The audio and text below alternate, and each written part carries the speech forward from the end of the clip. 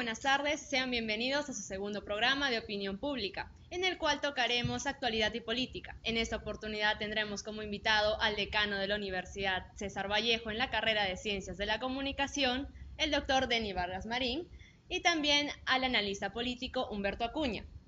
Doctor Denis, ¿cómo se encuentra el día de hoy? Muy optimista y contento de tener la presencia de ustedes y un grupo numeroso. Muy feliz. Muchas gracias por habernos aceptado esa entrevista. Con el mayor gusto, no podría ser de otra manera. Además, hoy es un día muy especial, ¿no es cierto?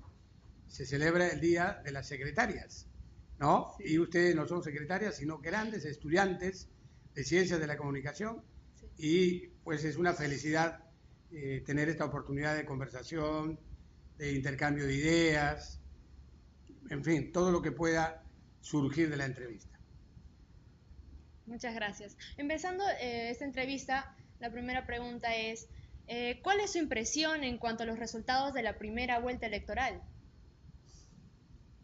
Bueno, en nuestro país, que es un país muy especial en el ámbito político y sobre todo cuando se trata de tiempos electorales, creo que lo que se dio en las urnas ya se preveía mucho antes. Claro. Por ejemplo, la situación de Keiko Fujimori como candidata, ¿no? Venía de tiempo atrás, ¿no? Como primera en las encuestas.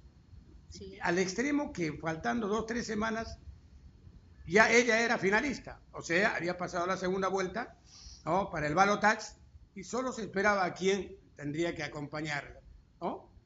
Entonces, la elección incluso perdió un poco de interés por eso. Solamente se circunscribió a saber quién pasa a la segunda junto con Keiko. Pero esas cosas, pues, pasan en nuestro país porque se presentan circunstancias diversas por una serie de situaciones que sería muy largo explicar. Por ejemplo, la situación de la apatía política, la poca participación y la poca cultura política que hay en nuestro país. O sea que las cosas son muy claras, pero sería materia de un diálogo muy largo y que tenga que ver con la ciencia política, la teoría del Estado, ¿no? Y la situación de los países latinoamericanos que tiene una característica muy especial. Doctor, ¿usted qué opinión tiene sobre el tema? Sí, bueno, fue como un proceso un poco sui generis, ¿no? Donde sí, como dice el doctor Vargas, ya creo que se tenía claro quién iba a pasar a segunda vuelta, solo se estaba decidiendo, se estaba viendo quién era el que iba a acompañar a Keiko Fujimori a la segunda vuelta. Eso, creo que en eso se basaba el mes y medio antes de las elecciones, ¿no? Y bueno, por errores puntuales de candidatos, ¿no? A la presidencia, dejaron pues libre el paso a PPK, ¿no? Que llegó a la segunda vuelta, ¿no? Que en verdad yo en algún momento a inicios del año yo de verdad que pensé que PPK no iba a pasar de ninguna manera porque había cometido muchos errores, pero viendo que los otros candidatos cometieron más errores todavía en el camino, le dejaron pues como el camino listo, ¿no? Para llegar a segunda vuelta, y fue un proceso, digamos, con bastantes nunca antes visto aquí en el Perú, ¿no? Con bueno, descalificaciones, con muchos errores en el tema de comunicación, con el tema de marketing, de imagen, claro. Y permitieron pues que PPK y Keiko ahora estén luchando la segunda vuelta. Claro, en cuanto, por ejemplo, Verónica, ¿cómo ve su ascenso de verdad asustante, tal vez para la mayoría? Sí, pero antes de responder el tema de Verónica Mendoza de manera específica, yo quisiera anotar algunos puntos respecto a cómo fue el proceso electoral, que no se puede dejar de decir, claro. Por esa razón. O sea, periodísticamente no se podía dejar de señalar. ¿Cuál? La legislación electoral deficiente, terrible. El Jurado Nacional de Elecciones y el Jurado Especial Electoral de Lima prácticamente han sido sometidos al sacrificio por una legislación ambigua, ¿no? En pleno partido, ¿no? Para poner un ejemplo, ¿no es cierto?, metafórico, en pleno partido de fútbol, ya tenía como 40 minutos de juego, ¿no? Hacen conocer por los parlantes, no, ahora ya no va a haber penales, ¿no? Los árbitros ya no pueden expulsar a nadie. o se va a expulsar a todos los que tengan ojos rasgados, ¿no? Es decir, lo que pasó es para la histeria, no para la historia, porque ha sido una cosa terrible. Por primera vez se ha visto un espectáculo bochornoso en el ámbito, ¿no?, reglamentario, en el ámbito legal. Eso no puede pasar. Yo en todo el tiempo que tengo como periodista político nunca he visto una cosa así, ni siquiera en los peores momentos de crisis política. Lo que ha pasado es increíble, pero pese a todo se salvó el proceso, porque peor hubiera sido anular las elecciones por este tipo de deficiencias. Ahora sí respondo la pregunta. Verónica Mendoza ha hecho resucitar un cadáver, porque la izquierda en el Perú era prácticamente un cadáver, que no existía la izquierda básica. Verónica Mendoza tiene la gran virtud, y la historia la reconocerá, ¿no?, como una mujer que con un discurso, ¿no?, y con carácter y con convicción, porque eso se notó en su voz, en su intención, ¿no?, supo ir ganando los corazones y las adhesiones de gente de izquierda que estaba un poco adormecida, pero también aprovechó la coyuntura. Sí. ¿Cuál es la coyuntura? Tanto Keiko como PPK proponían lo mismo, ¿no?, defendiendo un poco el proyecto neoliberal en la economía de mercado. Entonces, alguien tenía que oponerse y creo que ese discurso le valió para crecer a Verónica Mendoza. Claro, pero también el tema de Gregorio Santos, ¿cree que también le quitó algunos puntos? Sí, obviamente. Lo que pasa es que Gregorio Santos es lo que podríamos ya decir la ala radical, ¿no? O el ala radical de la izquierda, con un discurso ya específico, ¿no?, en defensa de los proyectos mineros y con un trabajo hecho de raíces en Cajamarca. Gregorio Santos es igual a Cajamarca y pese a estar procesado, sí, ¿no es verdad? Ha sido polémico. Sí, aglutinó votos, lo cual significa que cuando uno hace un trabajo de raíz, ¿no es verdad?, no importa en qué situación estés, puedes estar preso o no, la gente te sigue, ¿no es verdad? Sí. Entonces, lo de Gregorio Santos es un fenómeno que hay que analizarlo con más detenimiento, porque siendo de izquierda, ¿no?, obviamente se fue por un ámbito, digamos, marcando algunas distancias con Verónica Mendoza. Eso demuestra que la izquierda sigue partida, porque si la izquierda se uniera, como en el tiempo de Alfonso Barrantes, el famoso frijolito, ¿no es verdad?, y creo que podría tener una buena presencia. Pero ahora en el Congreso vamos a tener muchos congresistas de izquierda, revivió la izquierda en el país, y eso es bueno para la democracia. Eso es muy bueno para la democracia. ¿Por qué? Ayuda al contrapeso ideológico, ayuda al contrapeso, ayuda a mejorar la visión de país desde el punto de vista, ¿no?, variopinto. Porque lo terrible que le puede pasar a un país es tener la misma mirada y vamos a ir encaminados hacia las dictaduras, que son pues países de partidos únicos, como lo es Corea del Norte, puede ser Cuba o la China. ¿Su opinión, analista, sobre los puntos tocados? Sí, Verónica me parece que representa muy bien, sabe representar, sabe meterse en el papel de mujer peruana, ¿no? Si la ves tú en el debate presidencial, sale hasta vestida, me parece una figura de Micaela Bastidas, ¿no? Con representando, la trenza. Exacto. Entonces ella sabe jugar con pocos recursos, ¿ah? Con pocos recursos, ella creo que sabía hacer, creo que me parece que maneja bien la campaña, le juega un poco en contra sus ideas un poco extremistas, ¿no? Donde sus oponentes la saben asociar bien estratégicamente con el chavismo, ¿no? Que vamos a estar como Venezuela, entonces no vamos a tener papel higiénico, no vamos a tener otras cosas, y bueno, sus oponentes la saben asociar bien a eso, pero aún así, con pocos recursos, ella sabe cómo representar a la mujer peruana y ha ganado, pues para mí es la gran ganadora, ¿no? Es la gran ganadora y puede ser una de las principales figuras en el 2021 si sabe cómo llevarse, ¿no? Creo que debería alejarse un poquito del tema del chavismo, ¿no? Del tema de Venezuela, y creo que podría hacer jugar un mejor rol para las siguientes elecciones. En cuanto a la segunda vuelta, ¿cómo ve que está resolviéndose, que está manejándose la segunda vuelta?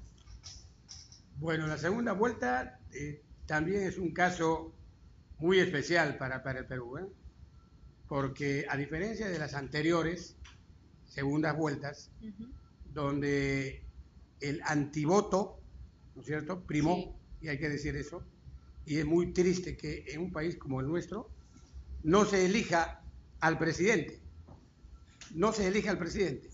Se elige a quien no quiero que sea presidente. O sea, entonces no puede ser eso, pero solo dejando de lado esa anécdota, este es un episodio donde los candidatos no pueden ni deben cometer errores. Un error va a ser tan gravitante que puede costar la elección. ¿Por qué digo esto? Porque tanto Keiko como PPK están llevando una campaña con muchos sobresaltos, ¿no? Con un cuidado tremendo de no equivocarse, porque el error puede ser fatal. Y en ese sentido, pienso que la participación de otros grupos políticos que no es el partido de PPK puede terminar arruinando a PPK. ¿Por qué? Porque todos van contra la figura de Keiko. Están descalificando por todos los lados, criticándola, hasta insultándola, a la hija. Los hijos son personas distintas a los padres, no se les puede achacar ni se le puede atribuir todo lo que hicieron a los padres a los hijos. Hay un pequeño error. Entonces, cada vez que haya ataques a Keiko, va a significar una victimización de Keiko Fujimori. Y en ese aspecto los peruanos son especialistas. No les gusta que hagan del árbol caído, ¿no?, leña.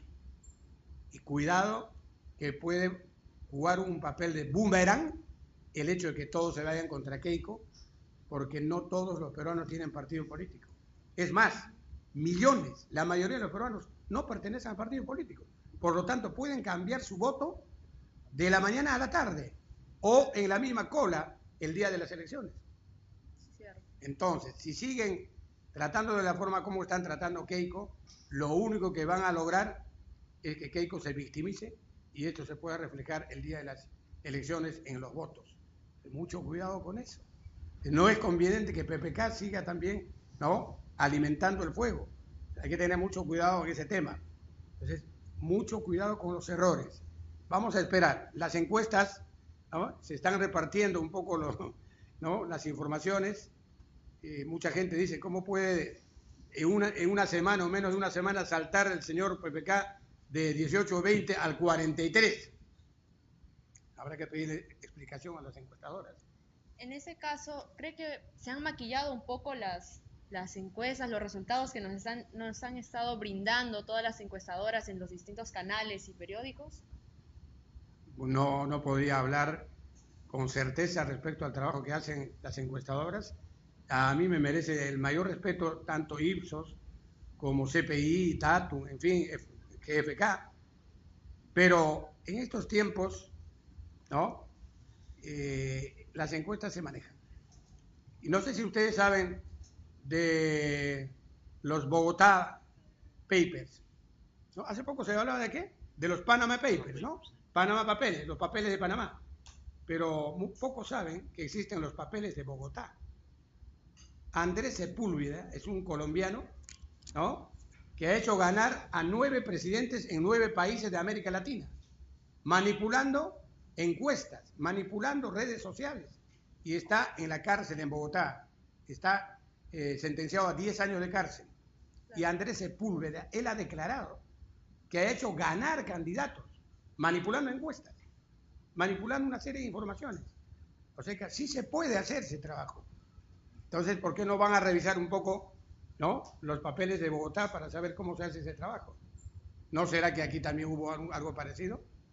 Mucho cuidado. No estoy diciendo que nuestras encuestadoras hayan entrado en ese campo, pero cuidado. Y en cuanto usted mencionó, por ejemplo, que Keiko podría subir puntos, ya que ha sido podría ponerse como victimizada, también en las encuestas se ha dado bastantes resultados que votarían por ella porque su padre hizo muy buenas cosas. ¿Cómo lo ve desde esa perspectiva? Bueno, si hacemos un análisis exhaustivo, es mi opinión personal, la señora Keiko, ¿qué méritos tiene para ser candidata presidencial y para gobernar el país si no tiene mucho recorrido como una persona que tenga gestión pública? no tiene mucho recorrido como política. Si uno ve el currículo político de Keiko, no tiene mucho que mostrar. Esta votación de Keiko es un agradecimiento a su padre. No es una votación necesariamente para Keiko. Puede haber por ahí votos de simpatía a ella, pero básicamente los votos de Keiko son un agradecimiento a su padre por dos cosas fundamentales: la pacificación del país y la recuperación económica y el saneamiento económico del país, pero sobre todo que los pueblos más lejanos, más alejados del país, cuentan ahora con agua, desagüe, energía, teléfonos comunitarios, caminos, etcétera, y esa gente no se olvida. Entonces hay que hacer un análisis en ese sentido. Y otra cosa, lo que se denomina el favorito sentimental. ¿Saben quién es el favorito sentimental? Cuando alguien supuestamente de manera injusta está en la cárcel, genera un favoritismo sentimental, ¿no? Entonces mucha gente dice, ¿cómo puede ser la persona que nos ha resuelto dos problemas que esté en la cárcel? Entonces hay un sentimiento también, ¿no? Yo lo estoy compartiendo con lo que estoy explicando, las razones que pueden primar en un voto a favor de Keiko Fujimori. Quería regresar un poquito al tema de la segunda vuelta, claro. ¿no? Considero que, como dice el doctor Denis Vargas, creo que va a pasar el que cometa menos errores, definitivamente. El que cometa menos errores va a pasar a segunda vuelta. Y pienso va a ganar la elección. Va a ganar la elección, perdón, va a ganar la elección. Y pienso que, bueno, así como PPK le puede jugar en contra, eso de estar dando muchos ataques y Keiko se va a victimizar, creo que también el partido de Fujimori está cometiendo errores, ¿no? Sí. Uno fuerte ha sido el de ayer, ¿no? De Kenji, que hoy día titula Perú 21, tampoco. Esta frase famosa que la hizo famosa JB, ¿no? Entonces, porque por el tuit de Kenji que dice que si ella no gana, él se manda como presidente para el 2021. Y es claro, entonces te da una imagen de un partido ya un poco separado, no dividido. Entonces, ahí todavía pienso que tienen que jugar bien sus cartas, porque para mí ese es un error garrafal. Creo que PPK ya agarró 2 o 3 voceros que van a ser los que, en lo que falta para la segunda vuelta, van a ser los que van a hablar por él, ¿no? Porque creo que tampoco no le tienen mucha confianza que vaya a decir algo como lo que le dijo a Verónica Mendoza, que nunca había trabajado en su vida. Entonces creo que él ya agarró 2 o 3 voceros. Creo que necesariamente necesita el partido de Fujimori también tener un par de voceros que no vayan a decir algo como lo que acaba de hacer Fujimori, ¿no? Algo que choque, ¿no? Exacto. En cuanto a los temas, como ya lo mencionó el analista, ¿cuáles serían para usted los candidatos para el 2021, para las elecciones del 2021? Es muy prematuro hablar de candidatura para el 2021 y máxime tomando en cuenta esas particularidades de la política en el Perú. Lo que hay que orar y hay que pedir es que el 2021 no haya 50 candidatos a la presidencia de la República, ¿no? O 40, ¿no? Lo que el Perú debe hacer es encaminarse hacia una consolidación, ¿no?, de partidos políticos en primer lugar. Que tengamos 4 o 5 partidos políticos fuertes, importantes, sanos, ¿no?, con ideologías claras, con ubicación y, digamos, con declaraciones políticas precisas, ¿no?, con visión, misión y con sueños de cambiar la realidad de nuestro país muy claras, ¿no? Como lo hizo en su momento ahí a la Torre, cuando fundó el APRA. Ese tipo de partidos necesitamos, pero sobre todo, tarde o temprano deberíamos seguir encaminados hacia el bipartidismo. Los países fuertes en el mundo, los más importantes, solo tienen 2 partidos políticos. Claro. Inglaterra tiene a los liberales y a los conservadores. Estados Unidos, los demócratas y los republicanos, ¿no es verdad? Y en América del Sur también tenemos algunos ejemplos. Uruguay tiene a los partidos colorados y al partido blanco. No hay más. Entonces, si uno quiere tener un buen recorrido político, para evitar este tipo de situaciones que se han dado en nuestro país, tenemos que apuntar a eso. Pero pasa por fundar partidos políticos fuertes, sólidos, que encarnen el sentimiento y el pensamiento de los peruanos. Y otra cosa fundamental, que quisiera que tomen nota de esto, y me dirijo a todos los ciudadanos peruanos y a los estudiantes y a todos. En el Perú existe un grave problema que ningún gobierno ha encarado. De los 30 millones o más de habitantes que tenemos, 25 millones son apáticos. No les interesa ni la política ni nada. Su política es su trabajo. Y solo 5 millones son ciudadanos que les interesa cambiar la historia del país. Esa apatía, que no participa en política, ¿no? Que solamente aparece cada 5 años en las colas de votación, y a veces ni siquiera para votar por un candidato, sino para evitar la multa. Miren, pobre Perú. Tú has venido a votar por alguien, no, que votar, yo he venido a evitar la multa. O sea, el Perú es peor que una multa, o equivalente a una multa. Cuando superemos ese problema, vamos a cambiar la historia del país. El Perú necesita ciudadanos, no solamente personas o individuos. Claro, pero creo que también eso es un proceso, ¿no? Y aparte, por ejemplo, en la mayoría de países que ustedes han mencionado, también los votos son voluntarios, no son obligatorios. Claro. Creo que eso también influencia bastante en la población. Correcto. Es un proceso, exactamente, es un proceso. Pero ese proceso debe ser estimulado por alguien. El Estado es el primer llamado a establecer, primero, credibilidad en la población. ¿No es verdad? Y los medios de comunicación tienen que colaborar con esa tarea y decirle a la gente que hacer política no es malo. Los malos son los políticos, los que se equivocan, los corruptos. La política no es corrupta. Los corruptos son algunos políticos, no todos. Entonces, el día que se entienda eso, ¿no? Va a haber una necesidad de hacer política a toda edad. Puede haber un político a los 10, 12 años, extraordinario. Y para hacer política no se necesita, y para ser ciudadano no se necesita tener mayoría de edad. Como antes nos decía, ¿no? Mi hijito ya tiene DNI, ha pasado 18 años, ya es ciudadano. ¿Quién te ha dicho eso? Puedes tener 80 años y no ser ciudadano. Y puedes tener 10 años y ser ciudadano y político. Eso es lo que no se entiende en el país. Hay mucha apatía versus participación. Los peruanos debemos participar en política y vamos a cambiar esta historia. Y cada 5 años vamos a cambiar los cuadros de políticos, de partidos. ¿Por qué? Porque todos participan y todos son ciudadanos. Claro, volviendo al tema de los personajes que tal vez se lanzarían para el 2021, han estado presentándose los personajes como Acuña, que salió en un periódico muy conocido, que se relanzaría para el 2021. ¿Qué opina ante eso? Yo creo que todos tienen derechos políticos, ¿no? Absolutamente franqueables. Esta es la Constitución Política del Perú. En esta Constitución, ¿no? Los ciudadanos peruanos, ¿no? O las personas que nacieron en el Perú tienen derechos civiles y derechos políticos.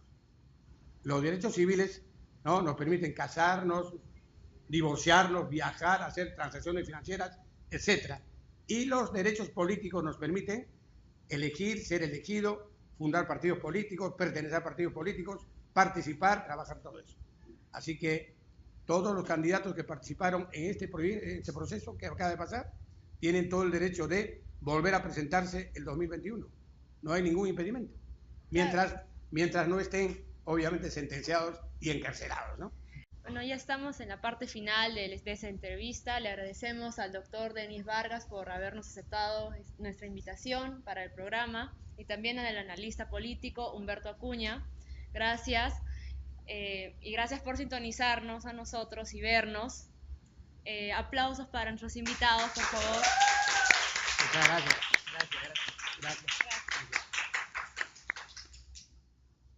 Nos vemos en nuestro próximo programa.